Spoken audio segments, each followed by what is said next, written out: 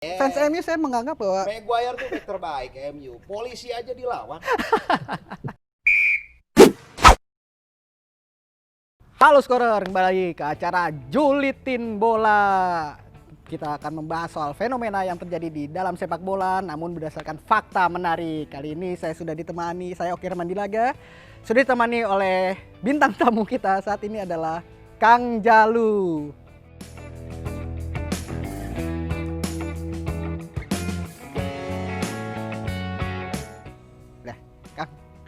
Bangun nih, ini lagi tapping. Udah kayak nah ini Kang Jalu. Nunggu Bruno Fernandes 1,5 tahun baru deh. Iya, itu apa yang diomongin Kang Jalu adalah kita membahas soal Manchester United yang katanya bisa berpeluang besar menjadi juara Liga Inggris. Benarkah? Ya iyalah, perpeluang mah pasti ada. Peluang pasti ada ya. Peluang pasti ada. Besar apalagi tuh dibandingkan sama siapa dulu. Apalagi kayak klub-klub Liga Indonesia. Kalau setiap Liga Indonesia kan ditanya targetnya apa? Nggak ada yang targetnya 4 besar, 10 besar. Targetnya semua juara rata-rata. Iya, emang harus targetnya juara untuk sekelas MU. Udah berapa berarti? Udah 2013. 8 tahun berarti ya, 8 Iya. tahun kalau misalnya ini 7 tahunan lah juara. Tapi gimana mau juara kalau pekan pertama aja MU nggak main? Apa? Pekan pertama MU kan nggak main. Ntar ketinggalan poin dari Liverpool yang udah main, Arsenal Nggak apa-apa, main. justru kan bagus dia nabung ngawahan dulu kalau kata orang Sunda itu biar lebih lama. Bisa. Ya MU dan City terutama ada juga Aston Villa dan Burnley belum tidak akan bermain di pekan pertama karena memang mendapat jatah libur yang lebih banyak dari Premier League. Berarti Aston Villa sama Burnley juga jatah liburnya lebih banyak karena main di Liga Eropa ya? Aston Villa, oh enggak, jadi khusus karena mereka ketemu kan, MU lawannya Burnley, Aston Villa ketemunya City, jadi mereka kebagian libur lebih panjang. Libur lebih panjang. Ya? Nah, ngomongin soal MU nih, pada 6 pertandingan awal MU akan mendapat lawan-lawan tangguh. Siapa aja Kang? Apal nggak? Ya, MU mah kalau lawan siapa aja tangguh. Orang MU kayak gitu mau lawan mana tangguh, lawan Burnley tangguh, lawan Norwich saja yang udah degradasi dibilang. Benar. Pekan mungkin musim lalu MU sebenarnya lawan City 2 kali menang sebenarnya. Iya. Lawan Chelsea 2 kali menang. Iya, jadi MU itu ya levelnya emang lawan-lawan tangguhnya yang tim mediocre itu. Iya, ada 3 lawan sebenarnya enggak, kalau kita anggaplah semua lawan tangguh ini tiba-tiba berubah menjadi kuat. MU akan ketemu Tottenham Hotspur, ketemu Chelsea dan ketemu Arsenal, semuanya ada di Old Trafford mainnya. Menang enak sih. Dong. Enak sih kayaknya itu ya. Enggak tangguh ya. Lawan Tottenham, lawan Spurs bisa lah lawan Mourinho. Tapi disuruh produsernya gini, disuruh bilang ya, padahal mah kayaknya gampang ya. Enggak, susah lah. Oh, susah ini. Buat apa-apa susah. Oh, susah. Tapi beneran susahnya kenapa tuh? Karena kan enggak, coba gini dah. Ya, gue sih ngerasa Solskjaer cocok lah buat MU ya. Tapi soal kematangan strateginya menurut gue masih jauh panggang daripada api lah kalau kata peribahasa. Ya, contohnya kan di mana? Liga Eropa ya? Liga Eropa kan terbukti memang ketika itu terjadi deadlock, akhirnya ada terlambat melakukan pergantian pemain atau apalah, gue lupa. Itu ya kan, ngapain juga diusahain ya. Iya, akhirnya kan gagal untuk bisa melangkah ke partai puncak. Tapi MU mah juara Liga Eropa siapa jadi? Sevilla yang ngalahin MU. Oh. Jadi kalau MU bisa ngalahin Sevilla, MU juara. Iya. Hitung-hitungan gak jelas. Itu Harapan fans, tapi pas ngeliat MU main juga Eropa kan emang jelek bener-bener. Kayaknya udah pengen liburan semuanya. Udah lolos ke Champion, ngapain juga juara Eropa kalau udah ya. Ya tapi kan seenggaknya ya kasih lah, namanya juga kasih harapan boleh. Kan udah menunggu terlalu lama, ya pasti kan berharap. Ya sekarang ya kayak fans Liverpool aja udah nunggu 30 tahun juara, ini juga udah nunggu 7 tahun aja udah pot-potan. Ya gitulah pokoknya. Tapi gimana mau juara MU kalau misalkan lini belakangnya itu masih menjadi titik lemah bagi kebanyakan orang, ya, Ada back termahal di Inggris kan Harry Maguire yang menurut Rian Eki Pradipta yang mengatakan back terbaik MU yang dia dukung adalah Harry Maguire tuh di situ. Back terbaik versi dia Harry Maguire. Ya berarti kan sebagai fans MU dia paham lah kualitas Maguire. Beda sama saya. Saya fans MU. Setiap orang beda. Fans MU saya menganggap bahwa Maguire tuh back terbaik MU. Polisi aja dilawan. Coba, jangankan striker lawan, polisi aja dilawan. Tapi habis itu langsung ngeluh katanya, saya ditendang-tendangin sama polisi, Nah, dibilang bahwa karir saya akan habis. Justru menurut gua, jadi itu mungkin jadi titik balik dia. Mentalnya makin teruji lah. Kan permasalahannya dia sering nggak fokus. Ya mungkin ketika dia ditendang polisi dia nggak fokus, nggak memperhatikan gerakan kaki lawan kayak pas gol, padahal gol. Yang waktu dikolongin juga, yang ada dikolongin. Yang dia malah melenggit terus nyalahin orang lain tuh, yang Lindelof itu yang itulah pokoknya yang Liga Eropa itu. Iya pokoknya ya salah semua lah, Maguire, Lindelof, ya enggak sih, enggak salah sih dalam artian bahwa ya kalau untuk bersaing sama, kalau mau dibandingin ya sama duet center back-nya Liverpool sama City sih jauh. Jawab City, yakin City. Saya juga 11-12 lah City sama MU back tengahnya. City siapa sekarang back tengahnya? Nathan Ake. Nathan Ake itu jago. Jago dalam Di Bournemouth buktinya dia inti. Bournemouthnya degradasi. Iya. Gimana bisa dia beli back degradasi gitu? Ya enggak, justru kan biasa kayak John Stone tuh kan. Dia back Inggris dia tuh pembeliannya bagus, enggaknya pada musim pertama. City kayaknya beli Nathan Ake cuma satu buat melengkapin homegrown-nya. Ya, Nathan Ake biarpun dari Belanda kan homegrown-nya Inggris. Lumayan buat nama-namain pas daftar Liga Champion, apa daftar Liga Inggris kan minimal harus ada 8 pemain homegrown. City nggak ada beli siapa-siapa lagi? City Ferran Torres. Oh iya. Ferran Torres double R. Ferran Torres. Ya, tapi cadangan sih itu. MU sekarang bahas. Oh iya bener. Iya itu maksudnya back MU City itu 11-12. Emang Liverpool ya, paling bagus lah. Karena 11-12 makanya karena tetangga. City kan lebih jarang terlihat backnya karena memang kebanyakan nyerang. Iya. Kalau MU ya kadang serang, kadang nyerang, tapi belakangan sih emang permainannya mencoba buat apa ya, menguasai bola, cuman ya kalau mentok tapi gitu kan sekarang MU punya salah satu kiper terbaik Inggris kan, Dean Henderson. Nah itu pertanyaannya. Oh jadi pertanyaan. Pertanyaannya mau Henderson apa De Gea?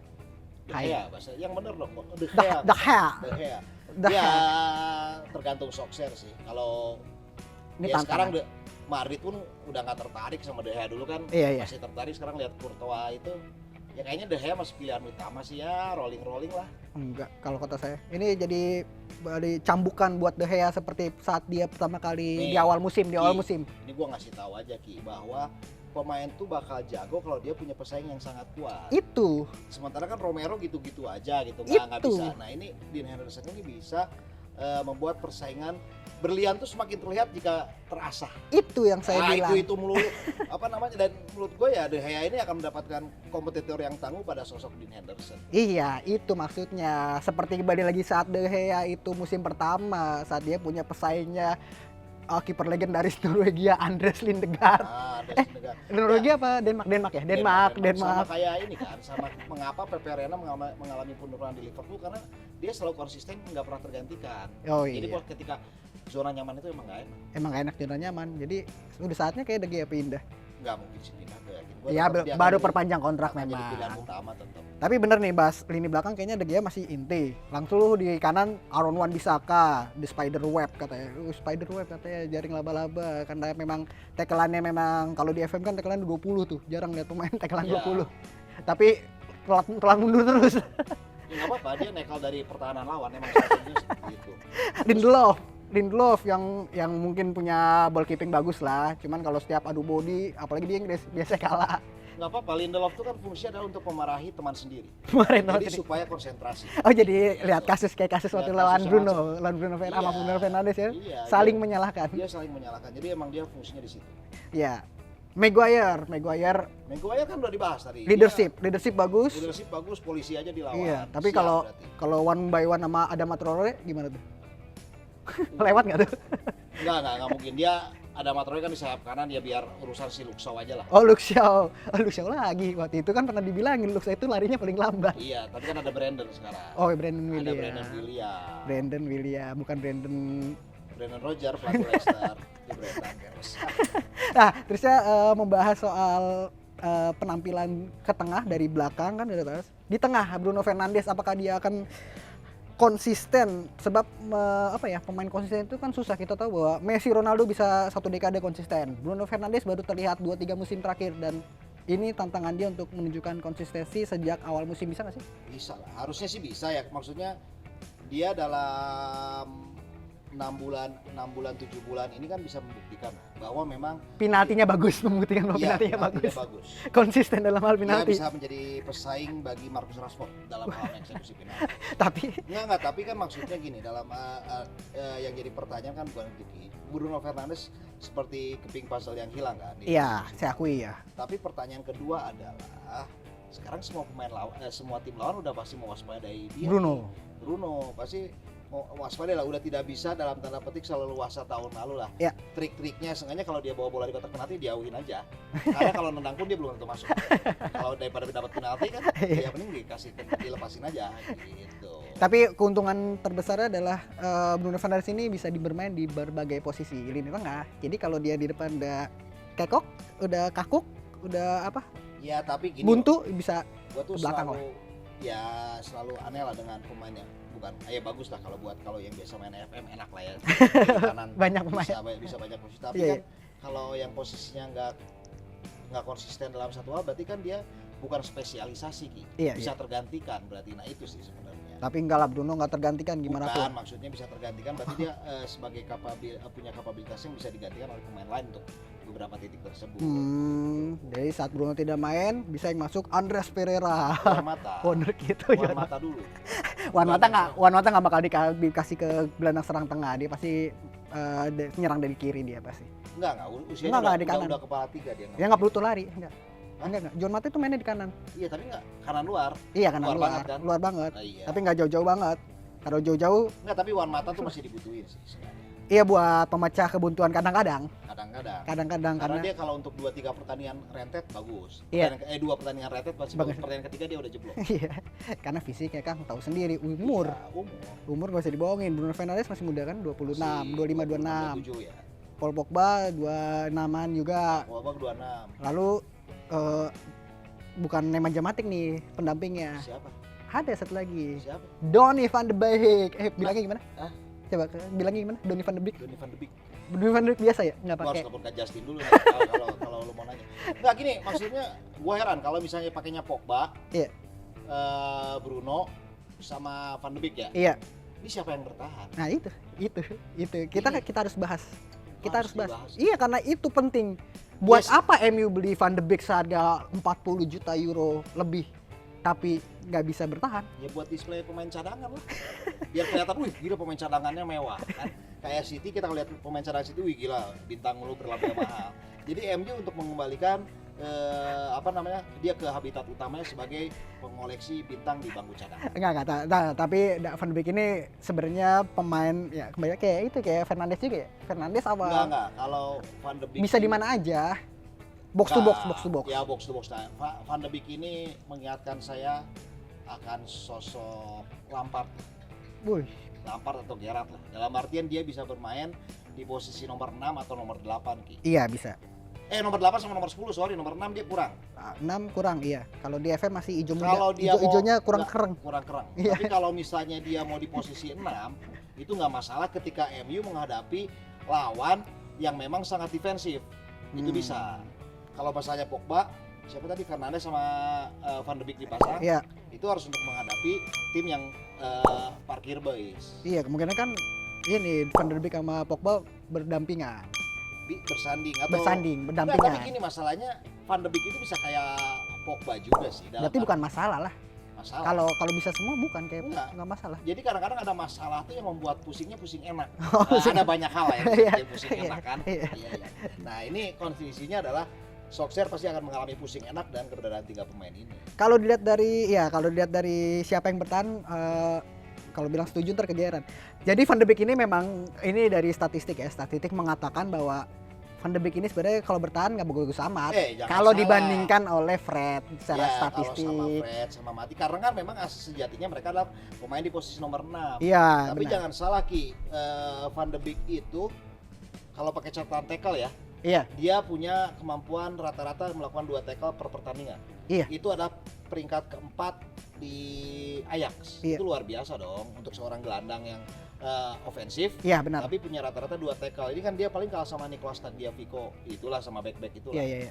Itu kan menurut gua sih jadi sebuah keuntungan, tapi gua juga cukup ragu dia dipasangin sebagai gelandang bertahan. Iya benar sekali, karena Van de Beek ini di Ajax itu Van de Beek bukan gelandang bertahannya. Emang. Gelandang bertahannya adalah Lisandro Martinez ataupun Edson Alvarez. Iya. Jadi memang Van de Beek ini di Ajax ini bukan gelandang bertahan, dia sebagai nomor 8. Enggak, dia di nomor 8 di musim ini. 8 musim 8 ini. musimnya tahun lalu ketika Ajax ke semifinal 10. dia posisi nomor 10. Benar, karena Wajar golnya apa, itu banyak. Gol dan asisnya paling banyak kan 10 gol sama 17 asis. Iya di musim lalu, dua musim lalu ya. Tapi seenggaknya Van de Beek itu punya pengalaman untuk menghadapi Tottenham. Oh, pernah golin. Pernah golin kan ketika Ajax Tottenham itu pernah. Berarti aman kalau MU ketemu Madrid ya. Kok ketemu Madrid? Kan golin 3 lawan Madrid. Oh iya lawan Madrid ketemu tapi Aman. Lawan Juve aman berarti. MU Juve lawan aman. Madrid, lawan Tottenham, lawan Juve aman. Iya, Ada Van de amannya Beek. lawan Galatasaray. Lawan Getafe nggak aman. Iya, lawan Getafe nggak aman. Karena Ajax tersingkir dari Getafe di Liga Eropa. Jadi Berarti MU nggak bakal juara Liga Eropa musim depan.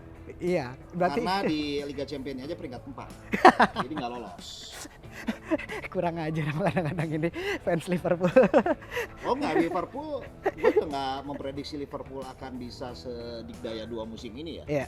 Ya pasti akan persaingan Liga Inggris akan semakin ketat lah. Cuman kalau mengharap MU dengan modal beli pemain itu untuk bisa di 2 besar sih, ya mimpi dulu aja. Kayak Gary Neville. Apa? Gary Neville. Gary Neville nomor 2 kan. Sekarang ya pesaing kedua kuda pacu juga. Pasti. Gary Neville bilang, MU cuma beli Van de Beek mah nggak bisa apa-apa, harus bisa beli 4-5 pemain lagi buat berprestasi katanya Ya gitu. emang, jangan kan MU Liverpool aja harus butuh 3-4 pemain untuk bisa stabil di kondisi sekarang. Tapi bedanya Liverpool kalau 11 pemain utama lawan 11 MU pemain utama ya jauh beda. Ya, Iya tapi kan? kalau 11 keduanya kan Ya itu. kalah, MU bisa menang. Iya itu bisa. Karena menurut gua kedalaman MU itu sebenarnya lebih bagus. Iya kedalaman. Untuk pemain keduanya. Cuman masalahnya Liverpool tuh bagusnya adalah pemain utamanya jarang cedera. Iya. Itu. Gimana kalau cedera? Apa? Kalau cedera. Kalau cedera ada Minamino. Minamino. Kemarin nyetak gol kan? Nggak sengaja golnya. Hampir dianulir kan? Enggak apa-apa. Tapi Nah, sengaja jadi dia kedalaman terus. MU dengan ada Van de Beek lebih banyak apa lebih banyak 1 orang kan? Lebih banyak 1. Ya bukan, tapi kan maksud gua ya kita lihatlah Pogba lama cedera, terus sembuh agak kayak perutnya udah kayak gua dikit gitu kan, agak-agak buncit gitu segala macam, tapi ya bisa lah untuk mendapatkan posisi 4 mah Habis musim depan. Covid lagi Pogba kena Covid Iya, kan? habis kena Covid ya menurut gua sih penting. Kurus Untuk dikit.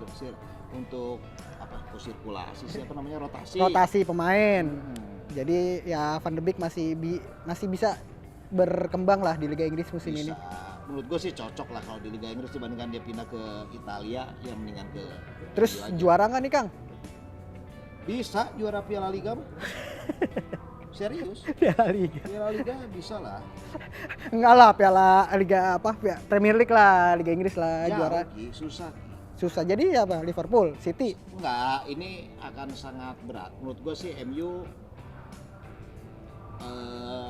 akan bersaing ketat di 3-4 lagi. 3-4 lagi. Atau 4-5 nih? 4-5. 4-5 aja, karena 1, 2, 3-nya udah pasti biru 2, merah 1. Chelsea? Ah enggak Chelsea West Brom. mah. West Brom. Enggak, ya Chelsea menurut gue sih bisa. Chelsea, Liverpool, City. 3 itu sih. menurut Chelsea gua. susah adaptasinya Tapi lu tahu pemainnya. nggak sih, Nggak tahu kan belum bukan, geser. ketika apa namanya? Ketika City sukses mengganjal calon juara, atau musim depannya dia juara. Iya. Ini kemarin dia mengganjal tuh. Ganjal. Mengganjal City untuk juara kan? Untuk mengejar kan? Oh iya iya iya. Liverpool jadi juara kan? Heeh. Nah, Sekarang berarti City. Chelsea lah. Oh Chelsea. Chelsea bisa juara. Chelsea. Kagak lah. Asal Chelsea. beli kiper. Chelsea mah main film aja udah. Asal beli kiper. Kiper iya sih bisa. Ya siapa tahu dia dapat Jan Oblak terakhir-terakhir. Bisa. Berarti Tinggal milih Jan Oblak apa Havertz. Cuman Havertz kayaknya udah jadi nih. Havertz udah pasti. Ya kalau menurut gue sih ya percuma gitu, nanti kalau Chelsea azan dulu. Kita Azan nggak boleh dulu. sulit, kalau Iya. gitu. Berarti Azan. entar dulu sabar. Sabar dulu ya, azan dulu Sabar. nih. Potong dulu nih bentar ya. Potong bentar. Azan. Enggak apa-apa. Nah, setelah tadi kita mendengarkan azan Isya, kali ini kita kembali lagi membahas tadi terakhir Chelsea. Oh, udah, gak usah. Males bahas Chelsea. Iya, karena bahasan Chelsea akan kita bahas di pekan episode berikutnya, bukan pekan ya. Episode berikutnya bersama narasumber yang Terpercaya. berbeda. Terpercaya nggak tahu. Sumber yang saya percaya. Saya yang Anggil Yang saya percaya. percaya bisa gitu kan. Iya. Ya bener kan yang kita percaya bisa. Benar. Tapi yang jelas MU mimpi aja dulu kalau menjadi juara. MU juara, saya no komen. Iyalah fans MU. Yang gua sih bilang MU susah untuk juara. Ya. Peluangnya susah. Udah. Itu menyakiti hati fans MU. Terima kasih. atas kesediaan Kang Jalu hadir di YNWA, acara gua mau tidur Julitin lagi nih. Bola pada episode kali ini. Sampai ketemu dengan acara lainnya di Skor Indonesia. Untuk ingin tahu update berita olahraga, follow Instagram Skor Indonesia.